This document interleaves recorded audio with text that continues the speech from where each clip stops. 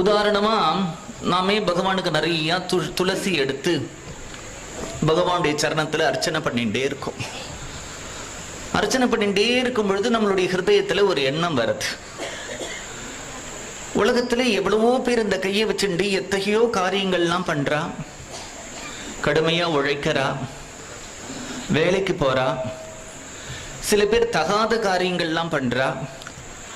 ஆனா எனக்கு ஒரு பாக்கியம் நீ கொடுத்திருக்க, 2 துளசி எடுத்து உன்னுடைய சரணத்துல போடணுங்கிற ஒரு புத்தி கொடுத்திருக்கியப்பா அப்படின்னு நம்மளுடைய ஒரு சித்தத்துல ஒரு எண்ணம் வருது. நம்ம அதை எண்ணமா வச்சுக்கிறோம். இதே ஒரு கவிதையோடு இசை இருந்ததுன்னா இதை ஒரு பாட்டா பாடிட்டு போயிடுவா. இப்படி நிறைய பக்தர்கள் தங்களுடைய ஹிருதயத்துல எத்தகைய ஒரு அனுபவங்கள் புங்கானு புங்கமா திரும்பி திரும்பி திரும்பி திரும்பி திரும்பி தோன்றதோ அத்தனையும் பாடிட்டு போயிருக்கான். பகவானுக்கு கவிதா பிரிய